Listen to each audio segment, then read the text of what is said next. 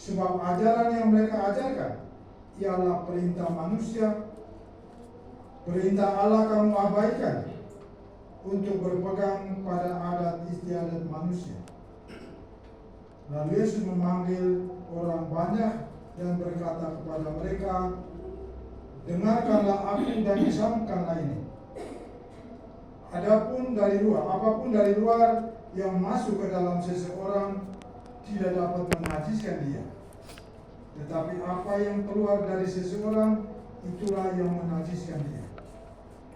Sebab dari dalam hati orang timbul segala pikiran jahat, pencabulan, pencurian, pembunuhan, perzinahan, perserakahan, kejahatan, kelicikan, hawa nafsu, iri hati, ucap, kesombongan, dan kebebaran.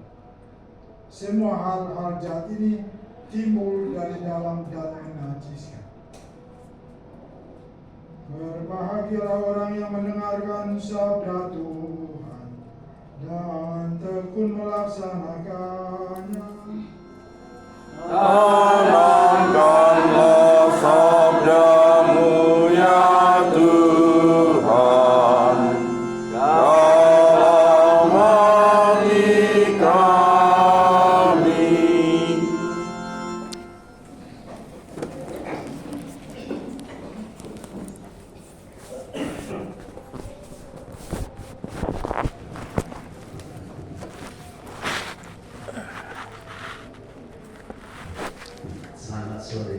Selamat sore. Umat sekalian yang dikasih Tuhan, saya beri judul untuk ini ajaran manusia dan ajaran Tuhan.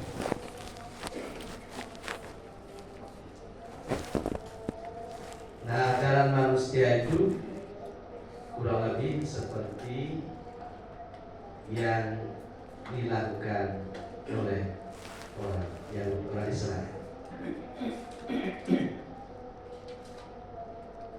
yaitu bahwa orang Israel itu seperti yang kita dengar di dalam bacaan pertama, mereka berbangga sekali dengan Allah. Siapa yang seperti Allah? Seperti kita. Allah kita itu seperti teman dalam bahasa kita, begitu bersahabat. Dan apa saja yang kita minta pasti selalu diberi.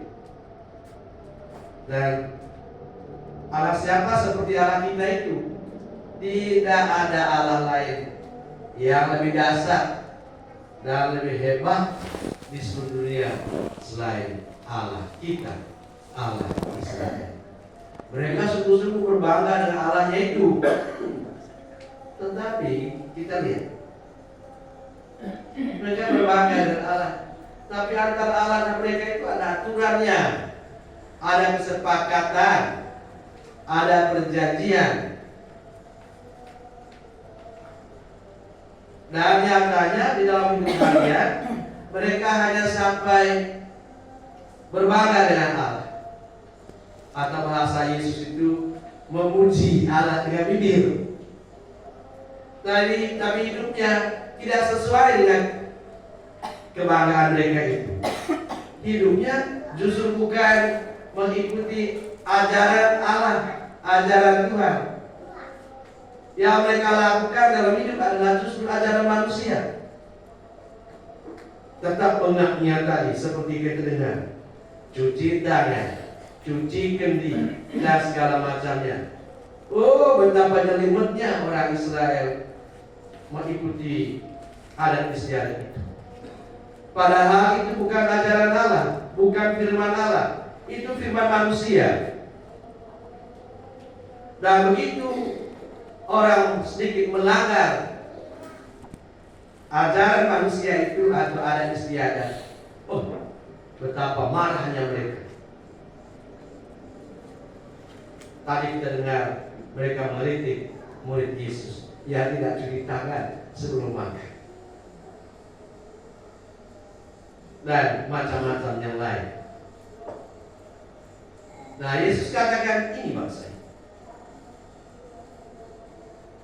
Sementara ajaran Allah seperti tadi, atau kalau bahasa Yesus itu adalah mencintai sesama, mengunjungi dan berbuat baik kepada orang-orang miskin dan para janda. Atau kalau dalam Matius bab 25 ayat 31 sampai dengan 46, beri makan kepada orang lapar, beri minum kepada orang haus, beri pakaian kepada orang telanjang, mengunjungi orang sakit. Hal-hal yang merupakan ajaran dari Allah yang mesti dilakukan, itu justru diabaikan.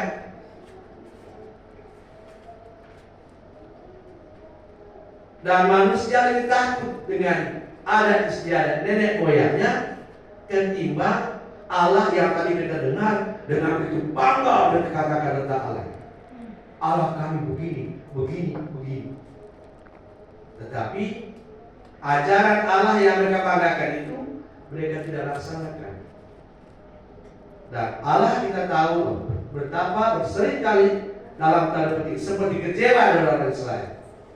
Nah, karena mereka tidak setia kepada Allah, mereka mengalami banyak masalah tadi.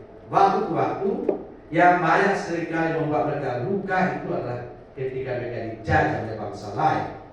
Nah, ketika mereka mengalami penjajahan itu, mereka sadar itu karena mereka tidak setia kepada Allah mereka dengan seperangkat perjanjian hukum yang telah mereka ikrarkan di hadapan Allah.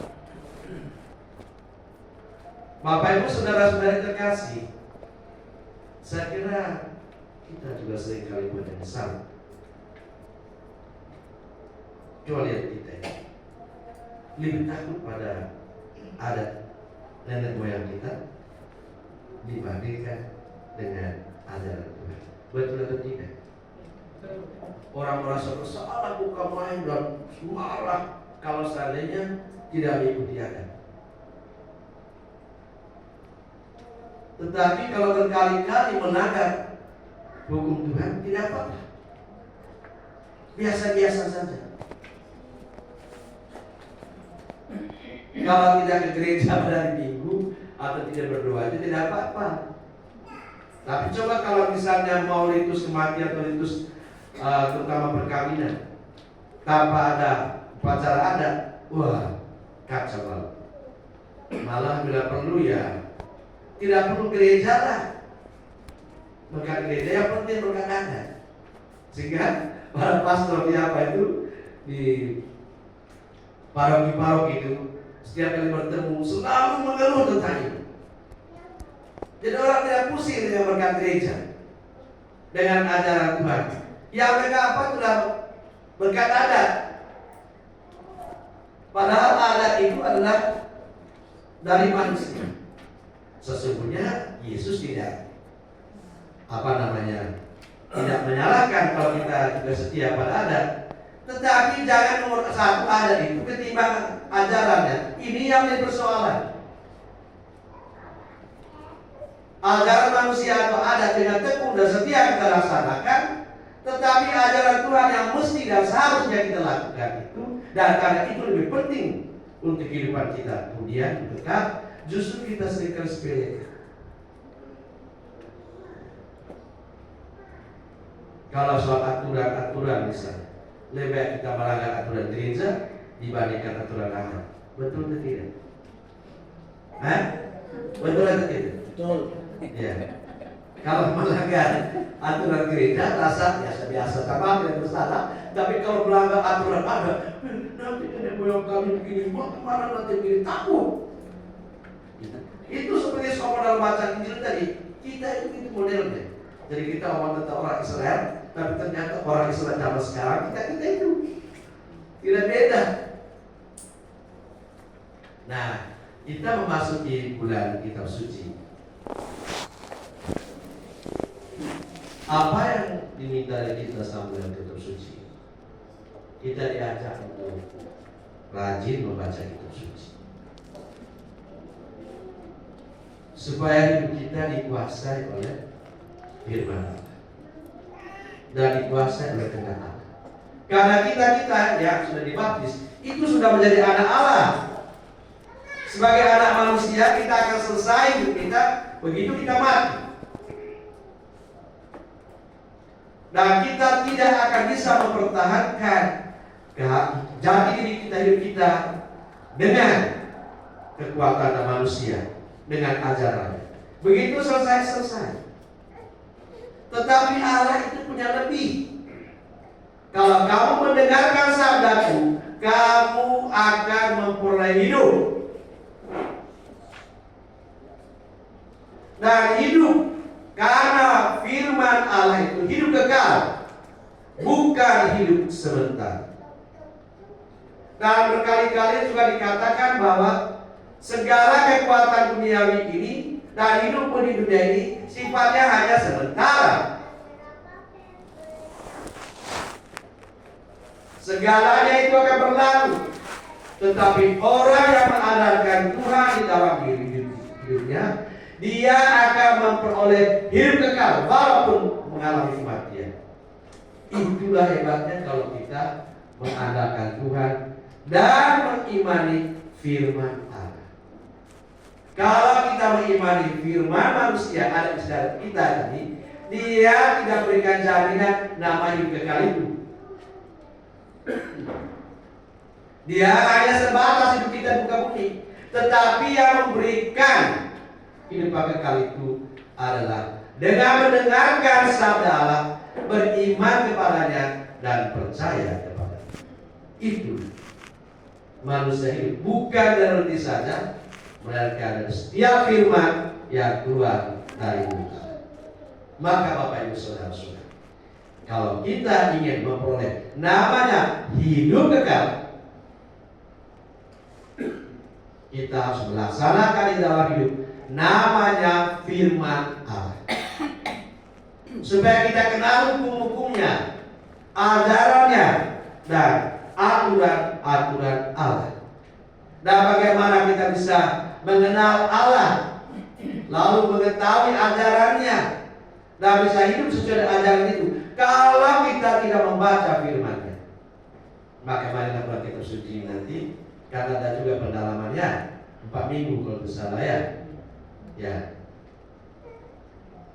Kalau kita rajin pada waktu coba lihat kalau misalnya acara gawai itu ya, manusia yang bermutu ya, gawai dan naik daun, akan api ikut depan ya, apa bisa, dari mana penuh itu sampai luar dan sana itu, tidak bisa tampung orang, mobil ya, tidak bisa tampung.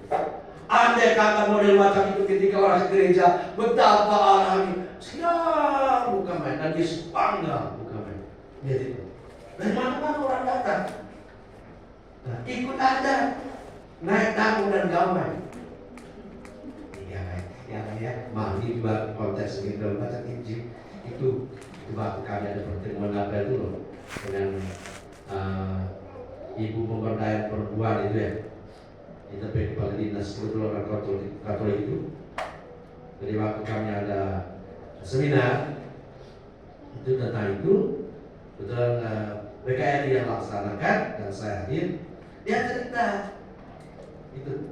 Dia bilang di sini di Kalimantan Barat ini salah satu daerah di mana perkawinan usia ini itu di bawah umur itu banyak terjadi. Dan yang luar biasanya, menariknya, paling banyak itu di kantong-kantong Katolik. Ya, pokoknya di mana kantong-kantong Katolik itu banyak. Di situ katanya perkawinan di bawah umur itu begitu banyak. Aneh ya, orang Katolik dulu tuh kalau gitu. Lalu cari sebabnya, mengapa?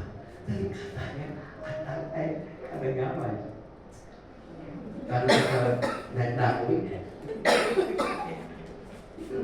Dia ketemu lah mereka pegawai itu ya, ketemu anak kecil ketemu dengan anak kecil kawin, atau anak kecil dengan orang tua kawin, padahal di bawah umur.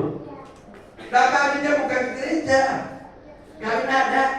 Kan kalau terjadi apa-apa anak kita luar biasa, murah hati dan baik, betul kan? Kawin adat, anak masa kawin adat luar biasa. kerahiman Allah terpenting. Ya, melahirkan dan mudahkan semua hal itu. Ini katanya. Nah, jadi lebih mengikuti ajaran nenek moyang ketimbang ajaran Tuhan. Ini modelnya.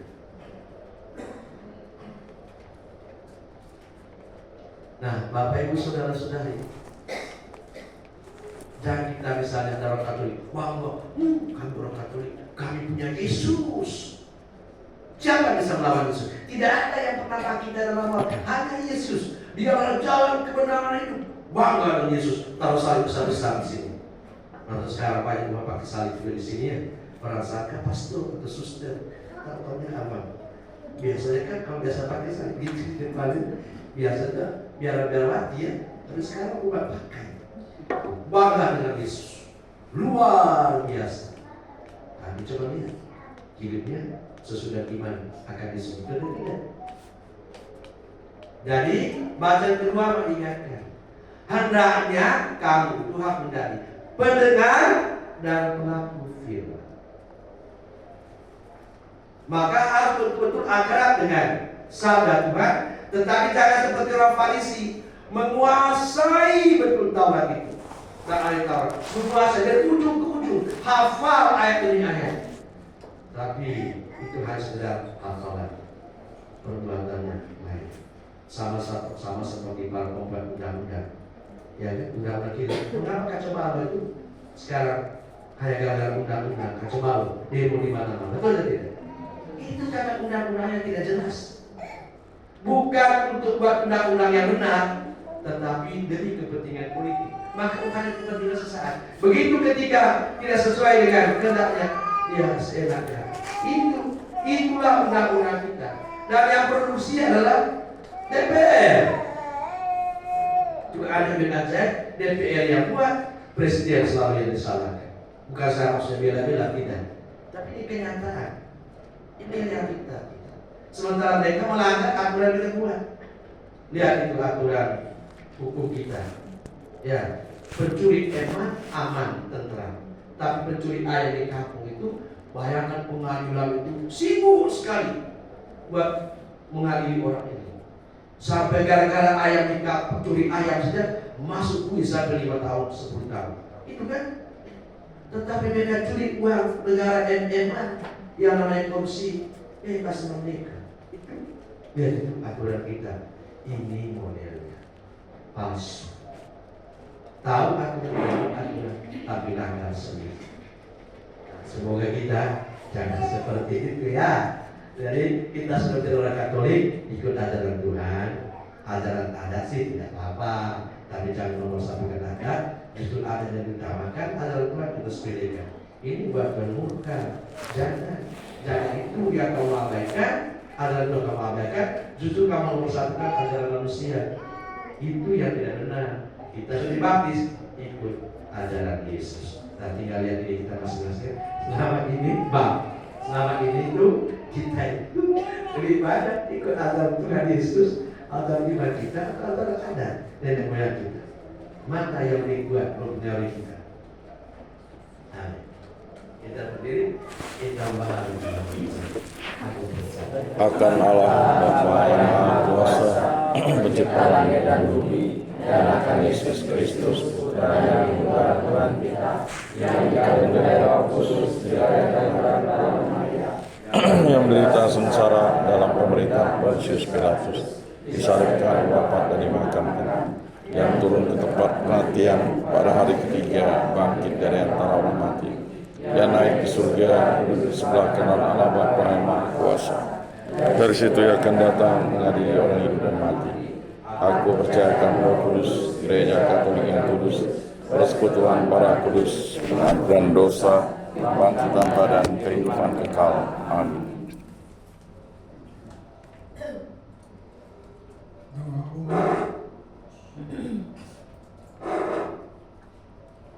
Kristus mengajak kita untuk lebih setia kepada perintah Allah demi keselamatan kita. Marilah kita panjatkan doa-doa kita kepada Allah Bapa dengan pengantaran Yesus Kristus Putranya yang terkasih. bagi gereja dewasa ini. Ya Bapa, semoga kesederhanaan dan pelayanan yang tanpa pamrih menandai para pemimpin dan warga gereja sebagai pengikut Yesus.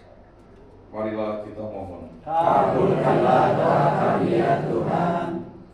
Bagi semua orang yang melayani sanak saudara serta orang lain dalam kesulitan, mereka dengan cara yang tidak menonjol.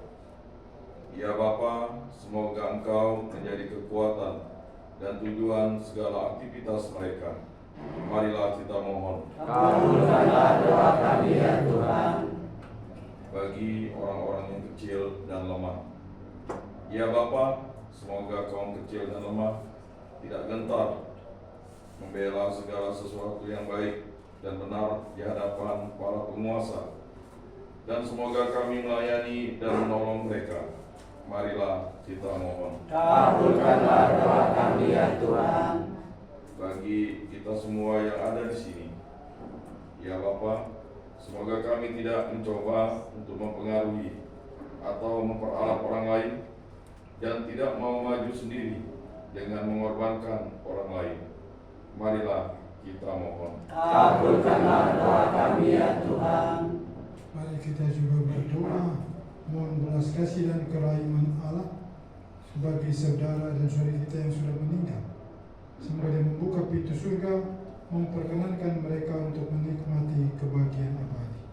Marilah kita mohon. Kabulkanlah doa kami ya Tuhan. Kita juga mohon kesembuhan bagi saudara dan saudari kita yang sedang sakit, yang sedang beristirahat di rumah-rumah mereka, atau yang sedang dirawat di rumah-rumah sakit. Semoga Yesus Kristus dengan kuasanya menyamar dan menyembuhkan mereka dari sakit dan penyakit, agar mereka sehat kembali untuk berkumpul bersama-sama keluarga dalam suasana sukacita dan gembira. Marilah kita mohon. Kabulkanlah doa kami ya Tuhan. Mari secara khusus kita berdoa mohon berkat Tuhan bagi kita sendiri yang saat ini berkumpul di depan altar, bagi anak-anak, cucu dan sanak keluarga yang dipercayakan kepada tanggung jawab kita. Kita mohon Tuhan memberkati setiap kita dengan kesehatan yang sehat walafiat, menjaga dan menjauhkan setiap kita dari mara bahaya dan bencana, dan dari semua rencana-rencana jahat yang membahayakan jiwa maupun raga. Dan kita mohon Tuhan memberkati setiap pekerjaan yang kita lakukan sampai dengan saat ini. Semoga melalui pekerjaan itu nama Tuhan dipermuliakan dan rezeki hidup kita nikmati. Marilah kita mohon. Kabulkanlah doa kami ya Tuhan. Allah Bapa yang Maha Baik, Engkau selalu menepati janji-janji-Mu. Kebaikan-Mu jauh lebih agung daripada kami perkirakan. Berilah kami kekuatan agar hidup kami semakin mirip dengan teladan Yesus Putra-Mu yang hidup dan berkuasa kini dan sepanjang segala masa. Amin. Mari kita duduk bersama.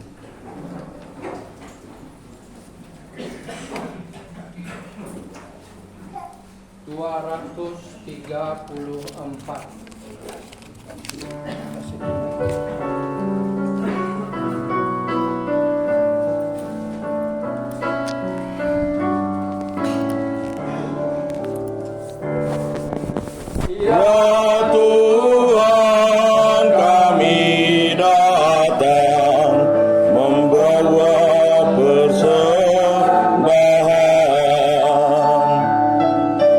roti dan anggur lamban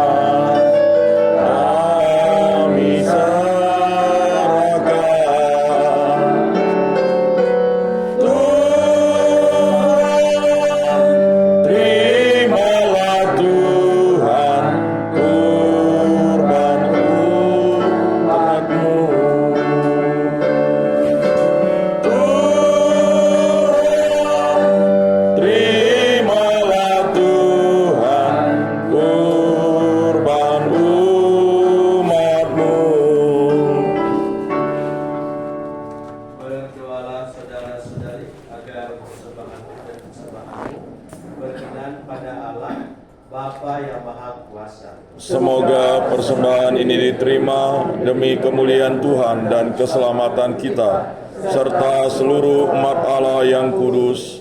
Ya Allah, semoga roti dan anggur yang kami persembahkan kepadamu ini Kau jadikan sebagai sarana untuk menghidupkan kami dalam cinta kasih dan keadilan dengan pengangkatan Kristus Tuhan kami. Amin. Doa syukur kedua. Tuhan bersamamu Dan bersama rohmu, bila mengarahkan hati kepada Tuhan. sudah kami arahkan Mari kita bersyukur kepada Tuhan Allah kita. sudah layak dan sepantasnya. Sungguh pantas dan benar, layak dan menyelamatkan, bahwa kami selalu dan dimanapun bersyukur kepada Tuhan, Bapa yang kudus, Allah yang maha kuasa dan kekal.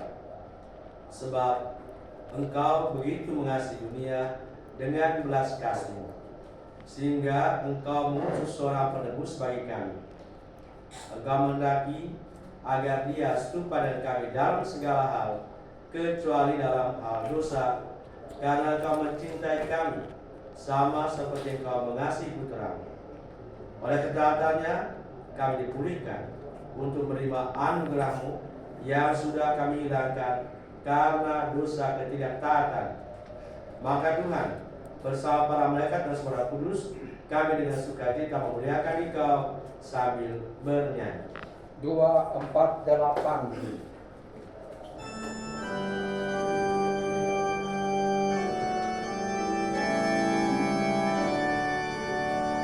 Kudus, kudus, kuduslah Tuhan, Allah segala kuasa, surga dan bumi penuh kemuliaan-Mu. Terpujilah Engkau di surga, diberkatilah yang datang dalam nama Tuhan. Terpujilah Engkau di surga. Sungguh kuduslah Engkau Tuhan, sumber segala kekudusan. Maka kami mohon, kudus dalam persembahan ini dengan pencurahan Roh-Mu, agar bagi kami menjadi tubuh dan darah Tuhan kami, Yesus Kristus. Ketika diserahkan untuk menanggung sengsara dengan rela, Dia mengambil roti dan sambil mengucap syukur, Dia mecah-mecahkan lalu memberikannya kepada murid-muridnya seraya berkata, "Terimalah dan makanlah kamu semua, inilah tubuhku yang diserahkan bagimu."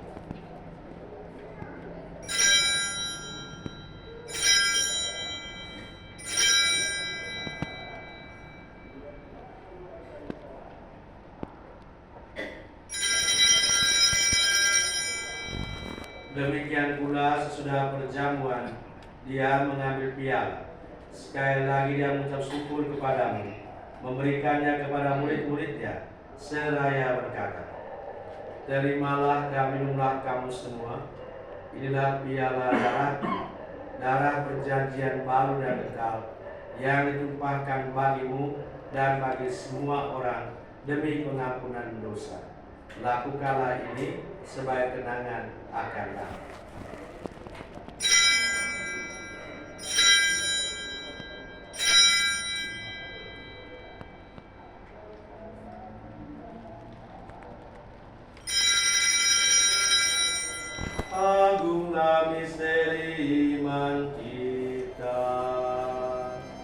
penyelamat dunia, selamatkanlah kami,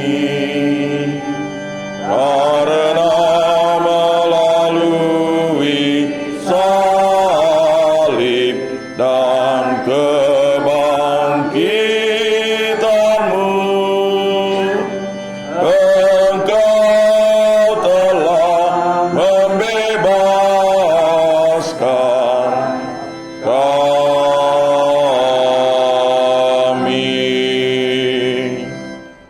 Sambil mengenangkan wafat dan kebangkitan Kristus, kami mempersembahkan kepadamu Bapa, roti kehidupan dan piala keselamatan. Kami bersyukur sebab kami dianggap layak menghadap Engkau dan berbakti kepadamu. Dan kami mohon supaya kami yang beriman kepada darah Kristus dihimpun jadi satu umat oleh Roh Kudus. Ingatlah Tuhan akan gereja-Mu yang tersebar di seluruh muka bumi, agar Engkau menyempurnakan dalam cinta kasih, dalam persatuan yang Paus kami Fransiskus dan Uskup kami Agustinus Tarwan Iban semua. Ingatlah juga akan saudara dan saudari kami yang sudah meninggal dengan harapan akan bangkit lagi. Mari kita ingat intensi kita untuk siapa kita berdoa dalam hari ini,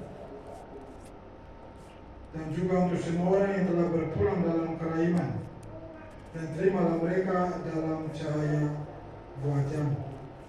Kami mohon kasih juga kami semua, agar kami Engkau terima dalam kebahagiaan abadi bersama Santa Maria Bunda Allah, Santo Yosef mempelainya, para rasul dan semua orang kudus sepanjang masa yang hidupnya berkenan di hati-Mu. Semoga kami pun Engkau perkenankan terus tetap memuji dan memuliakan Dikau.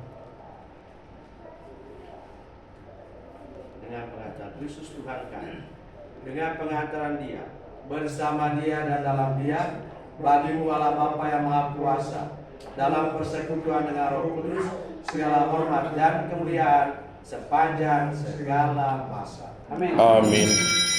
Atas petunjuk penyelamat kita dan menurut ajaran ilahi, maka beranilah kita berdoa. Bapa kami yang ada di surga, dimuliakanlah nama-Mu, datanglah kerajaan-Mu, jadilah kehendak-Mu di atas bumi seperti di dalam surga. Berilah kami rezeki pada hari ini, dan ampunilah kesalahan kami, seperti kami pun mengampuni yang bersalah kepada kami, dan janganlah masukkan kami ke dalam pencobaan, tetapi bebaskanlah kami dari yang jahat. Tuhan kami mohon, bebaskanlah kami dari segala yang jahat. Sudilah memberi damai sepanjang hidup kami, supaya kami yang telah dikuatkan oleh limpahan belas kasih-Mu selalu bebas dari dosa dan dijauhkan dari segala gangguan, sambil menantikan harapan yang membahagiakan dan kedatangan penyelamat kami, Yesus Kristus. Sebab Tuhanlah Raja yang mulia dan berkuasa,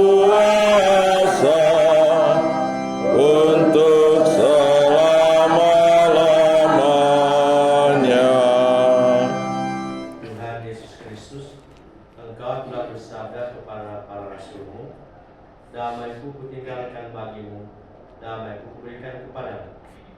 Janganlah memperhitungkan dosa kami, tetapi hatilah iman gereja-Mu. Damailah kami, damai dan kesatuan sesuai dengan kehendak-Mu. Engkau yang beraja sepanjang segala masa. Amin. Semoga damai Tuhan selalu bersama Dan bersama roh damai. 269.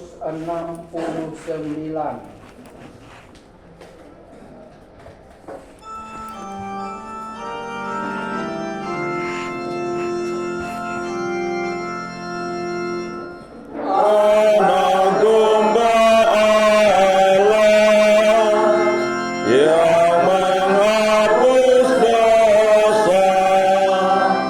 dosa dunia, kasihanilah kami. Anak domba Allah yang menghapus dosa dunia, kasihanilah kami. Anak domba Allah yang menghapus dosa dunia, berilah kami damai, berilah damai. Lihatlah anak domba Allah, lihatlah Dia yang menghapus dosa-dosa dunia. Berbahagialah saudara-saudari yang diundang ke perjamuan anak domba.